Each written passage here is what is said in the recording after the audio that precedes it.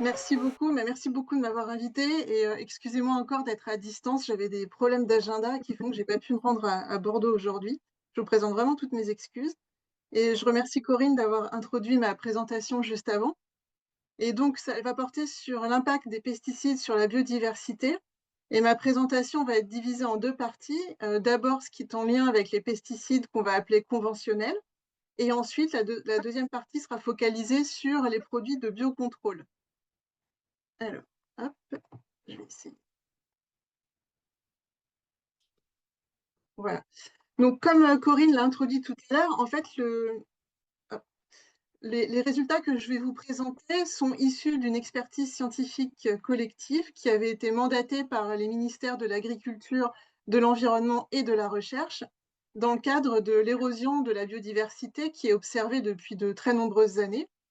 Et donc, ils ont mandaté nos 2 instituts pour réaliser une expertise portant sur l'impact des produits phytopharmaceutiques sur la biodiversité et les services écosystémiques, puisque ces pesticides sont identifiés comme une des principales causes du déclin de la biodiversité. Donc, je vous rappelle brièvement le cadre de cette expertise. Donc, bien évidemment, il était centré sur les pesticides conventionnels et le biocontrôle, en zone agricole et non agricole, pour la zone de France métropolitaine et les Outre-mer, et donc sur le milieu aérien, le milieu terrestre, le milieu marin et le milieu dulce-agricole. Et donc, nous nous sommes focalisés pas uniquement sur les pesticides qui sont toujours autorisés, mais aussi ceux qui sont interdits, sur leurs produits de transformation et sur les adjuvants écoformulants qui sont présents dans les produits commerciaux.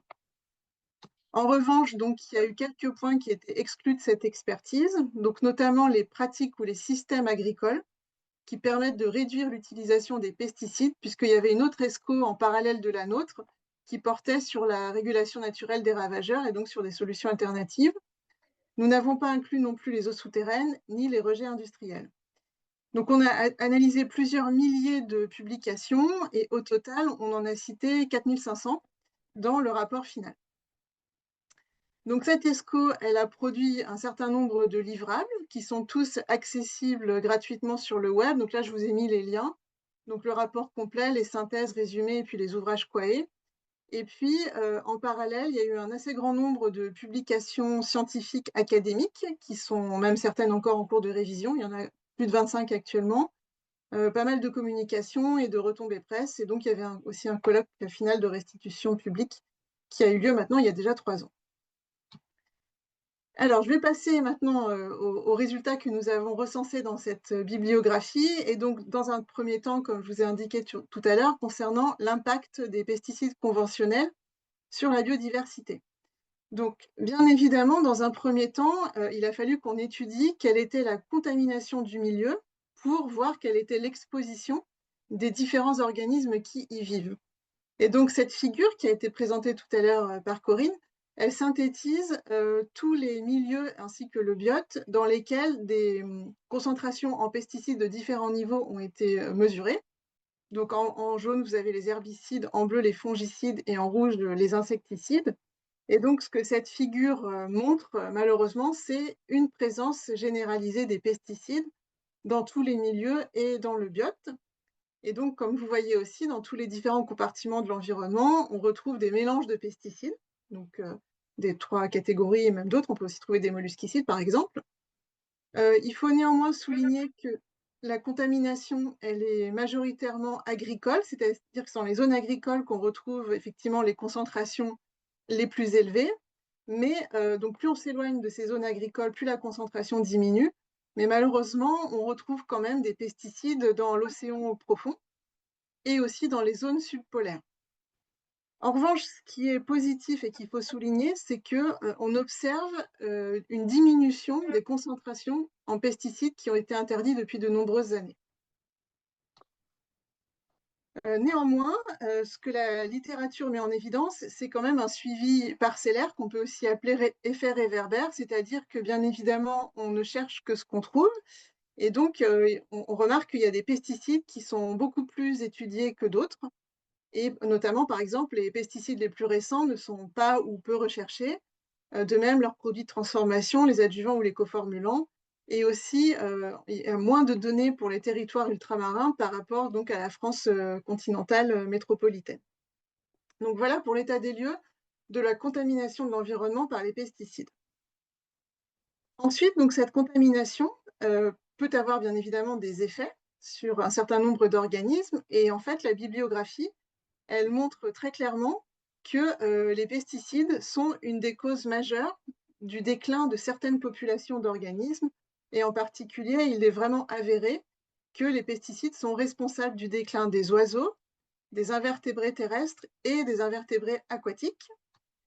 Ensuite, dans la bibliographie, on trouve qu'il y a une forte suspicion de la contribution des pesticides au déclin des chauves-souris et des amphibiens.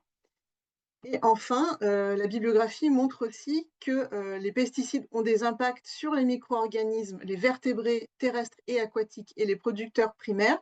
Mais pour ces 4 catégories d'organismes, le nombre de données est encore limité pour pouvoir mettre en évidence un lien significatif, mais en tout cas, entre pesticides et impact, mais on sait quand même qu'il y a des effets donc négatifs observés. Alors, ces effets, ils se manifestent dans 2 types d'effets. Tout d'abord, des effets directs, donc soit des effets létaux, donc qui causent directement la mortalité des organismes, soit des effets directs sublétaux, c'est-à-dire qui vont induire des impacts sur le système nerveux, le système immunitaire, le système endocrinien, le microbiote, ou même sur le comportement des organismes. Et puis, il y a aussi donc des effets indirects, puisque l'usage des pesticides va induire des diminutions des ressources alimentaires, la dégradation et la perte d'habitat. Il peut aussi y avoir des variations d'intensité de prédation et des variations de compétition entre organismes par rapport aux ressources. Donc voilà un résumé des types d'organismes les plus impactés et des effets qui sont observés. Maintenant, pour donner un exemple, je vais m'intéresser au cas des insectes. Donc, sachant qu'il est avéré que la pollution chimique, et notamment l'usage de pesticides, est donc la deuxième cause la plus importante du déclin des populations d'insectes après la perte des habitats. Et donc, la bibliographie met notamment particulièrement en évidence des effets négatifs des néonicotinoïdes et des pyrétrinoïdes. Et en particulier, donc, Christian en a parlé tout à l'heure, les néonicotinoïdes, on remarque qu'elles ont vraiment été extrêmement étudiées au cours de la dernière décennie. Et elles sont donc responsables du déclin des insectes, ce qui est assez logique puisque ce sont des insecticides. Et ces néonicotinoïdes sont néanmoins aussi impliqués dans le déclin des oiseaux, des macro-invertébrés aquatiques et des chauves-souris. Donc, ce qu'il faut souligner, c'est que malgré tout, il y a quand même certains biais associés à la bibliographie scientifique dans le domaine de l'écotoxicologie. C'est-à-dire qu'en général, les études qui sont publiées sont des études dans lesquelles des effets ont été observés. Donc ça, c'est un premier point. Et le deuxième point dont j'ai parlé un petit peu juste avant, c'est qu'effectivement, il y a des substances qui sont beaucoup plus étudiées que d'autres, et donc certaines qui sont peu ou pas prises en considération. Et donc, c'est ce qu'on a appelé l'effet réverbère. Donc, il y a des substances qui sont systématiquement mises en avant, soit par des effets de mode, soit par des financements, soit parce qu'il y a beaucoup de données sur ces composés-là. Et donc, voilà, ça introduit un petit peu un biais dans la bibliographie scientifique, ces 2 points-là. Ensuite, je vais vous donner quelques exemples sur les impacts des pesticides sur des groupes d'organismes pour lesquels il y a moins de données, mais pour lesquels on a quand même une mise en évidence d'effets négatifs. Donc, par exemple, si on s'intéresse aux micro-organismes, la bibliographie montre que les fongicides vont avoir des effets négatifs sur la structure, la diversité ou l'activité des communautés microbiennes, et que logiquement, donc, les pesticides vont avoir des effets, enfin, ces fongicides auront des effets plus importants sur les communautés fongiques que sur les communautés bactériennes. Concernant les plantes non cultivées, donc bien évidemment, les herbicides sont les principaux pesticides étudiés, et donc ils induisent logiquement des diminutions de biomasse et de floraison et des changements de composition. Autre groupe d'organismes peu étudiés, mais pour lesquels il y a quand même un certain nombre de résultats, ce sont les reptiles, et en particulier les lézards. Et donc, il est prouvé que les pesticides induisent une diminution de l'abondance, du taux de survie, et aussi des modifications du sexe ratio. Et enfin, dernier exemple, concernant les amphibiens.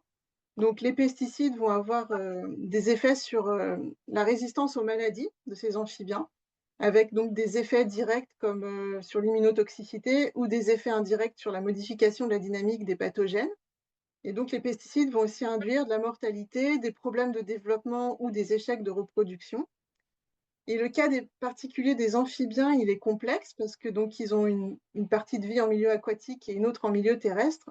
Et donc en fait, il est difficile de comprendre ou d'estimer à quelle période, enfin dans quel milieu ils sont surtout exposés aux pesticides et dans quel milieu cette exposition va induire les effets les plus importants.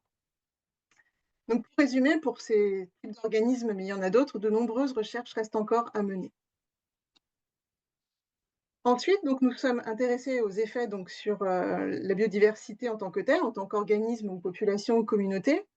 Mais bien évidemment, ces organismes qui sont présents dans l'environnement, ils participent aussi à des processus qui sont à l'origine des principales fonctions des écosystèmes. Et donc, c'est pourquoi il est important de ne pas considérer uniquement la dimension taxonomique de la biodiversité. Et donc, dans le cadre de notre expertise, on a identifié 12 catégories de fonctions qui sont potentiellement vulnérables aux pesticides. Donc, elles sont résumées dans ce tableau. Je ne vais évidemment pas détailler. Mais ce que la littérature a montré, c'est que les pesticides, ils impactent au moins 8 de ces 12 fonctions. Donc, c'est celles qui sont indiquées en gras. Et donc, je vais vous donner un exemple au travers de la fonction de fourniture et de maintien des habitats et biotopes dans les écosystèmes. Donc les pesticides, et essentiellement les herbicides, mais aussi le cuivre, lorsqu'ils sont utilisés, ils vont avoir un impact négatif sur la végétation terrestre et aquatique. Et donc, en impactant cette végétation, ils vont causer une dégradation et une perte des habitats et des zones refuges qui va principalement affecter les invertébrés et les oiseaux. Or, le problème, c'est que, comme on l'a vu tout à l'heure, la perte d'habitat, c'est déjà la principale cause de déclin des insectes. Et donc, l'usage des pesticides aggrave ces effets de la perte des habitats liés à l'utilisation des sols, donc la perte d'habitat qui est déjà causée par l'urbanisation ou la simplification des paysages agricoles, etc. Enfin, dernier point que nous avons abordé sur cette question des pesticides d'une manière générale, ce sont leurs impacts sur les services écosystémiques. Donc, je vous ai remis la définition, mais vous la connaissez sans aucun doute parfaitement. Donc, les services écosystémiques, ce sont les avantages socio-économiques retirés par l'homme de son utilisation de l'environnement et des fonctions écologiques des écosystèmes. Et donc, il y a 3 catégories de services, le service d'approvisionnement, de régulation et de maintien, et les services culturels. Dans l'ensemble, il y a très peu de données disponibles dans la bibliographie sur cette question, mais on a quand même trouvé certains résultats qui montrent que si, dans un premier temps, l'usage des pesticides peut avoir un effet positif sur la production végétale cultivée, puisqu'ils vont protéger les cultures et donc garantir un certain rendement et une récolte, en parallèle, l'usage des pesticides va affecter la pollinisation ou la lutte naturelle, la lutte biologique naturelle contre les ravageurs, donc ces services de régulation et de maintien. Et donc finalement, l'interaction entre les deux fait qu'au final, de par le fait que les pesticides ont un impact négatif sur ce service de régulation et de maintien, au final, ils ont plutôt un impact négatif sur la production végétale cultivée. Voilà, donc c'est ce qui est indiqué dans cette conclusion. En se substituant au service de régulation biologique, les pesticides contribuent à le dégrader. Voilà pour la première partie qui était dédiée aux pesticides conventionnels. Et maintenant, je vais vous présenter ce que cette expertise a montré concernant l'impact des produits de biocontrôle sur la biodiversité. Donc là, je vous rappelle brièvement les 4 catégories de produits de biocontrôle existantes, donc les substances naturelles, les macro-organismes, les micro-organismes et les médiateurs chimiques. Et pour chacune de ces 4 catégories, je vais vous montrer donc les résultats que nous avons synthétisés dans la bibliographie. Oui, donc là, je vous rappelle juste ça, mais vous le savez. Alors, concernant d'abord la contamination de l'environnement, donc ce que notre revue a montré, c'est qu'elles sont pour l'instant assez rarement recherchées dans l'environnement. Donc ça s'explique quand même de façon assez logique, c'est parce que certaines de ces substances de biocontrôle sont déjà présentes dans l'environnement, en particulier dans les sols, comme les acides gras, le kaolin ou le soufre. Et donc il est difficile, bien sûr, de déterminer quelle est la fraction qui provient de l'application d'un produit de biocontrôle par rapport à la fraction naturelle. Et puis, en plus, certaines substances ont une nature chimique qui est plutôt incompatible avec un suivi analytique, comme par exemple la graisse de mouton ou l'huile de poisson. Mais on a quand même trouvé quelques rares résultats que je vais vous présenter maintenant. Alors, pour les compartiments eau et sol, on n'a trouvé aucune donnée de contamination du milieu par les produits de biocontrôle. Pour l'air, on a trouvé donc quelques rares résultats. Donc, par exemple, l'ANSES en 2020 a voulu faire des suivis de l'abamectine dans l'air, mais ils n'y sont pas encore parvenus à cause de problèmes analytiques liés à cette substance. Les ASCA en France ont recherché des pyréthrines dans l'air, et les résultats montrent que pour les mesures qui ont été faites en 2011 et 2016, les concentrations sont inférieures à la limite de détection. Et puis aux États-Unis, on a trouvé une étude qui s'est intéressée à mesurer les quantités de phéromones qui sont retrouvées dans l'air après le retrait des systèmes. Ensuite, dans les litières de feuilles, une étude montre que le Bacillus thuringiensis et ses toxines peuvent être détectés plusieurs mois après le traitement, ce qui montre quand même une certaine persistance de ce type de solution de biocontrôle dans l'environnement. Et de même, dans le cadre de forêt, de mesures qui ont été réalisées en forêt, on retrouve aussi le bacillus et des toxines plus de 2 ans après traitement. Voilà, donc ça, c'était l'ensemble des résultats, comme vous voyez, qui sont assez peu nombreux concernant la contamination du milieu. Maintenant, quels sont les effets de ces différentes solutions de biocontrôle sur la biodiversité? Et donc, je vais commencer par les micro-organismes. Donc, dans la bibliographie, d'une manière générale, on trouve beaucoup de résultats pour le Bacillus thuringiensis, quelques résultats pour 2 champignons en particulier, et aucun résultat pour les virus. Donc là, je vais vous présenter un schéma où j'ai synthétisé tous les effets ou non-effets qui ont été recensés dans la bibliographie. Donc, un schéma un petit peu détaillé, mais je ne vais pas trop le commenter pour ne pas perdre trop de temps.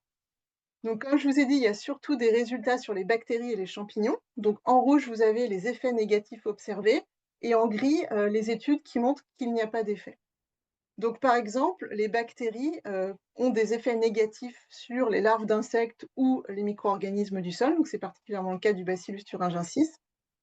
Et puis, les champignons ont des effets négatifs, par exemple, sur les abeilles, les coccinelles ou les fourmis. Et puis, en revanche, vous voyez que, par exemple, ils n'ont pas trop d'effet sur les arthropodes du sol, ou que les bactéries, dans les études disponibles, n'ont pas d'effet sur les abeilles, les araignées, les vers de terre ou les arthropodes du sol. Donc voilà une synthèse des résultats publiés dans la bibliographie et en lien avec l'impact des micro-organismes utilisés en biocontrôle sur la biodiversité.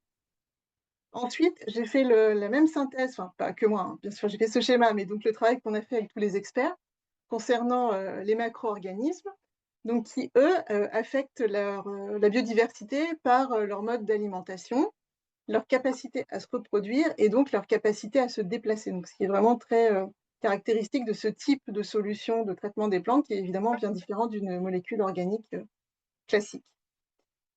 Donc, il y a 3 catégories de macro-organismes utilisés en biocontrôle. Donc, les prédateurs, les parasitoïdes et les nématodes sont indiqués sur ce schéma. Donc, vous avez toujours en rouge les effets négatifs observés, en gris l'absence d'effets, et en vert, parfois on observe donc des effets plutôt positifs.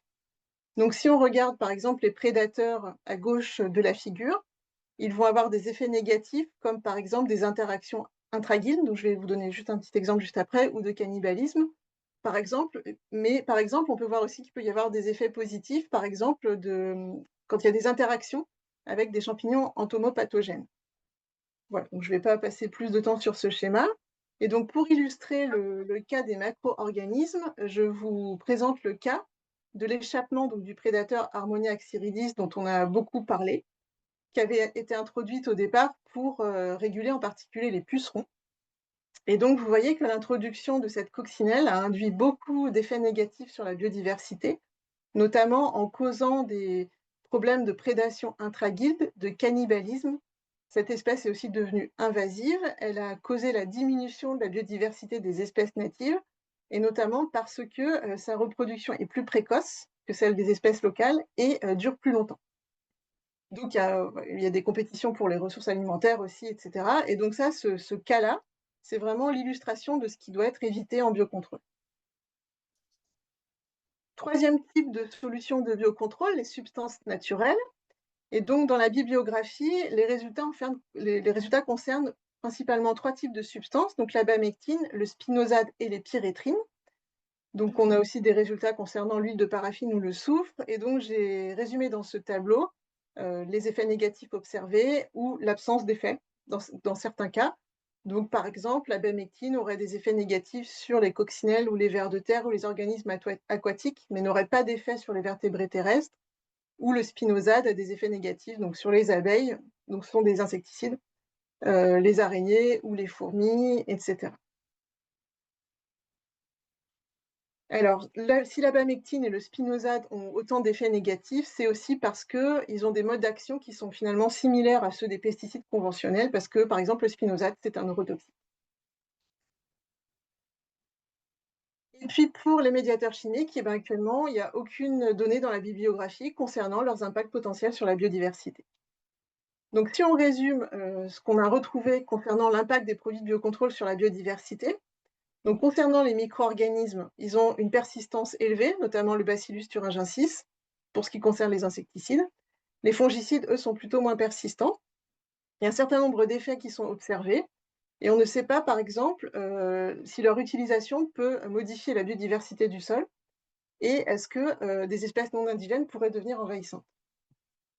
Concernant les macro-organismes, on a vu qu'il y a des effets directs de prédation, d'hybridation ou des effets indirects de compétition pour la ressource, avec des risques de diminution de la biodiversité locale. Et la difficulté, c'est que le plus souvent, on ne connaît pas la persistance à long terme de ces macro-organismes parce que quand ils sont évalués ou avant leur mise sur le marché, on regarde surtout leur efficacité à court terme. Donc, en gros, s'ils vont survivre suffisamment longtemps pour lutter contre le ravageur, mais leur persistance à long terme, sur plusieurs années, elle n'est pas clairement évaluée. Concernant les substances naturelles, dans l'ensemble, elles sont peu persistantes dans l'environnement. Elles sont plutôt moins toxiques que les pesticides conventionnels, mais il y a des exceptions.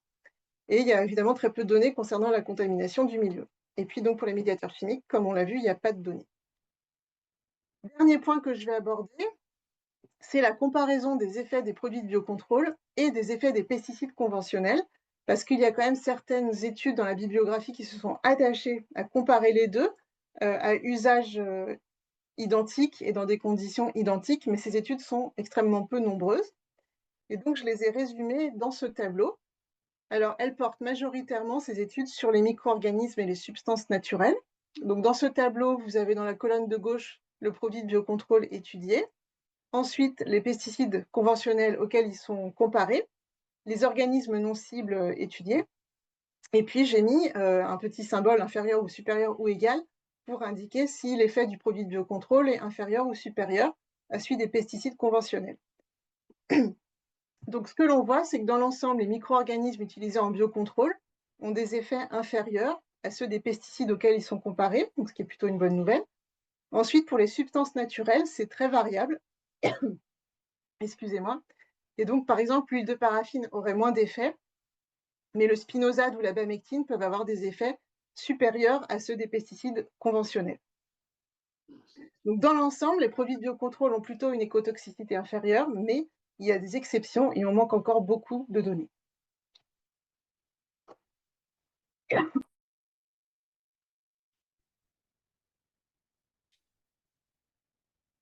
Donc, en conclusion, ce que cette expertise a montré, c'est que les pesticides conventionnels contribuent sans équivoque au déclin de la biodiversité via des effets directs et indirects, donc ils contaminent tous les milieux. Les groupes biologiques les plus affectés sont les oiseaux, les invertébrés terrestres et aquatiques, et ils sont aussi fortement suspectés de contribuer au déclin des chauves-souris et des amphibiens. Les produits de biocontrôle représentent une alternative prometteuse, mais comme on l'a vu, ça va dépendre du type de produit, sachant qu'il y en a certains qui ont quand même des effets qui sont équivalents ou supérieurs à ceux des produits conventionnels. Et donc, en résumé, de nombreuses recherches restent à mener pour pouvoir mieux comprendre et prévenir les impacts de l'ensemble de ces pesticides sur la biodiversité. Voilà, merci beaucoup pour votre attention.